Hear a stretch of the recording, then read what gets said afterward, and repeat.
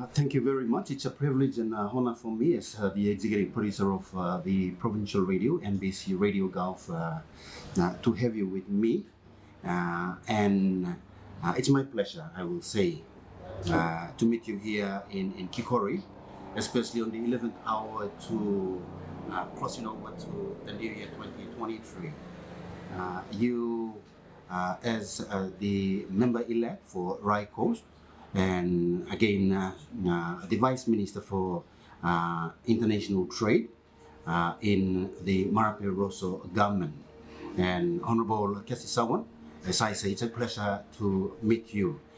If you could just tell us on behalf of your people of Rai Coast and the women of Gulf Papua New Guinea, you would want to say your message to the entire country of ours, Papua New Guinea. Thank you so much, sir, for this opportunity to share a word with you on, what my thoughts are in terms of the women as a whole in Papua New Guinea. As you know, I am one of the only two women who got elected to Papua New Guinea, to the 11th National Parliament in August.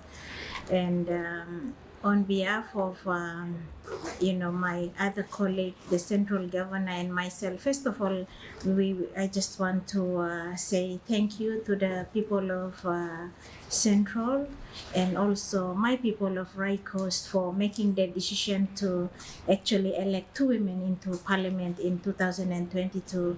As you know, in the last term of Parliament, the 10th Parliament, we did not have any women in Parliament. So I just want to take this time to say thank you to the people who actually voted two women.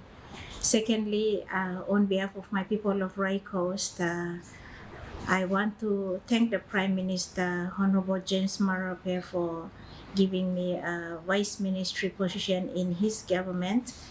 And that speaks a lot about the trust and confidence the government has, especially the Prime Minister, to actually support women folk in Papua New Guinea. And especially in the area of SME and education, which is very critical. We need economic empowerment of women and also education. There is a lot of other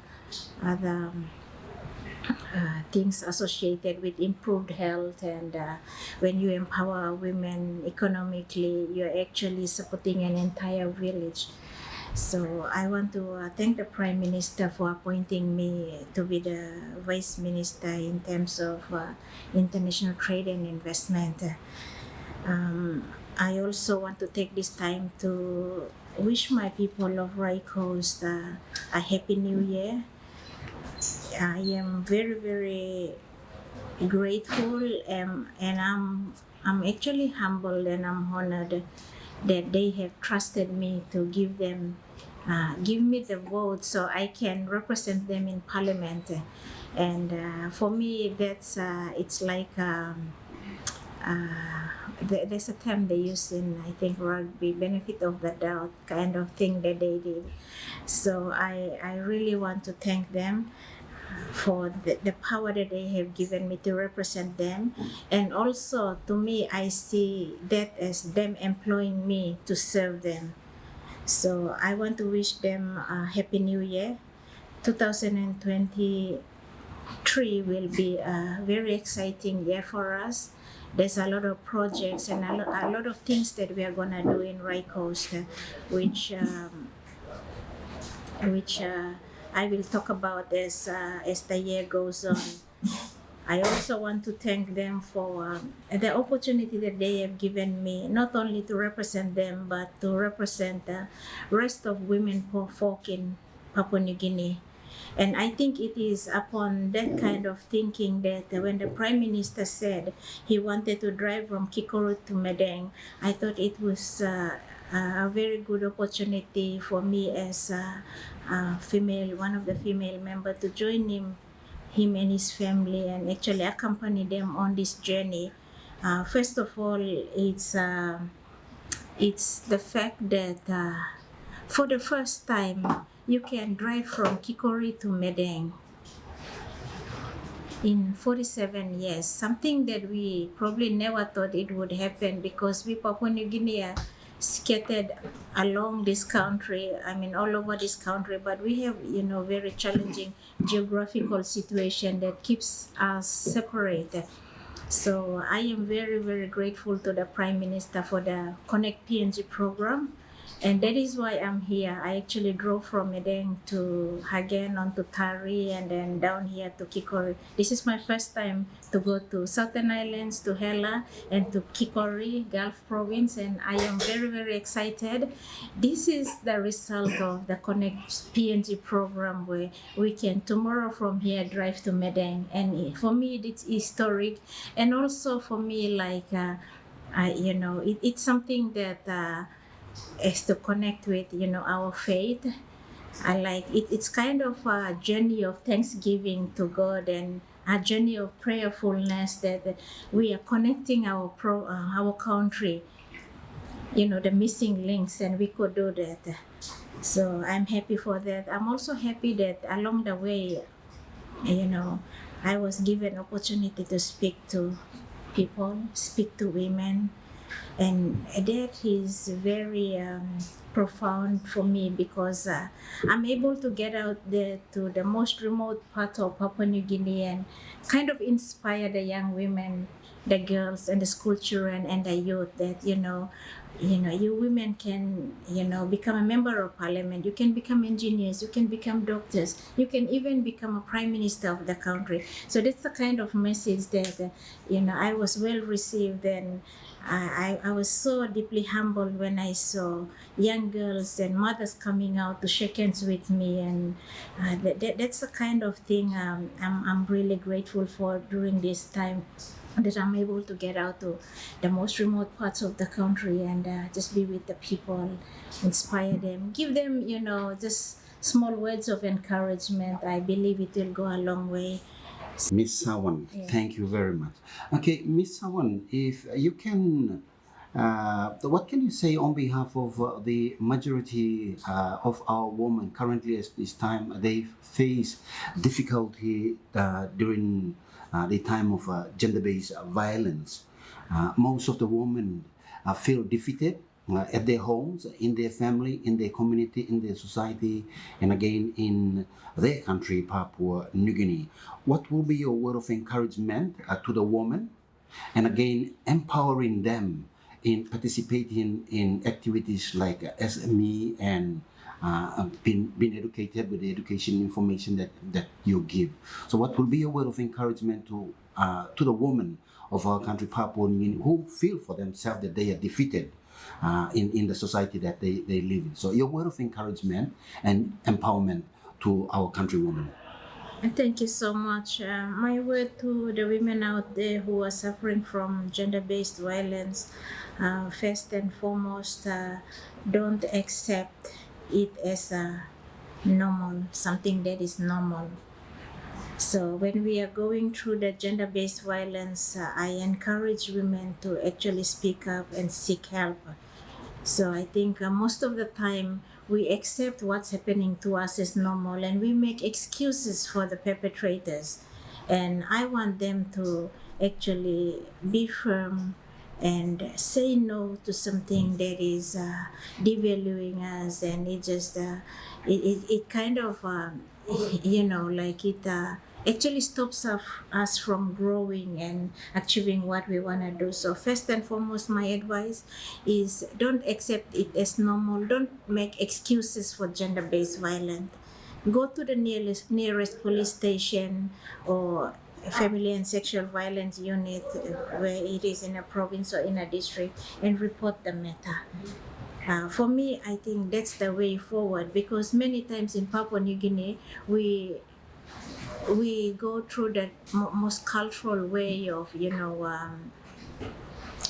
saying sorry and making custom and paying compensation. I think that is one of the things we do that allows gender-based violence to continue. So my first message go to the police, report the matter, call a spade a spade. Gender-based violence is wrong, it's a crime. Let's address it as a crime. I also think that we need to actually support the police in especially in rural areas, so they can actually take on the cases and address to that. Even the churches, even the community. For me, I'm taking community approach in my district in addressing crime overall, which includes gender-based violence. So talking to the community and starting at the community level, like working with the ward council, with the churches in its community, so we can address crime, which includes gender-based violence, as a community thing, as a community project that, we have to call out bad behavior if it is happening in a community setting. So I want to encourage how to get over that. I think education is one of the most important thing, and I want to encourage young women and girls to actually go to school. And as the Prime Minister has said, school fee is free next year. So I encourage parents to actually send their girls, young women to school. Education is very important. And also another critical thing is SME, or I call it survival enterprises, which is the micro enterprises. Do something with what you have, get into income earning opportunities, do something to support your family. So I think when we empower women to be economically strong, grow, and they become economically independent, there's this level of respect in the community that will come to the woman. So when you have that kind of respect to a woman because she's able to look after her family and also the community, I think this kind of women then become champions to address gender-based violence issues in the community.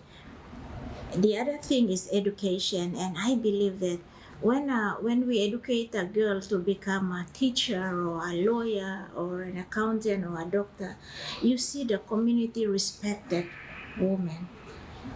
And the more we have this kind of people, they become the champions for addressing gender-based violence. So if we go lower Papua New Guinea, there'll be respectable businesswoman, respectable lawyer, accountant, a respectable doctor who is a woman. So we were going to multiply the champions for addressing gender-based violence.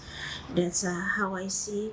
I also am a strong believer of churches. I believe that, we just need to pray and allow God to come into our communities, into our lives, because Christian, the biblical principles, there are some very good biblical principles that we can adopt into our communities and into our lives, that can even help us to address big things like crime, which I think gender-based violence is part of it. So that's how I would encourage the women to look more into SME, into education, and report the matter.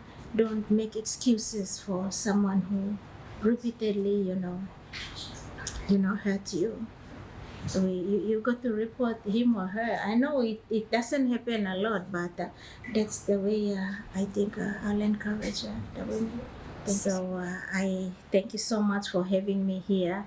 I am in the coming year, I'm gonna work with my minister, Honorable Richard Maru, to work on this strategic, the grand plan of transforming Papua New Guinea economically through the establishment of special economic zones. And this part of the country, Kikori River, we have the Japan Development Institute, who are actually helping us to do the study to map out the special economic zones of Papua New Guinea, and this area is one of that. So I will be working with the minister to actually implement some of these national government program. And our country is really blessed. We are so much endowed with natural resources, and it just takes us leaders to actually work on a vision, and Prime Minister has actually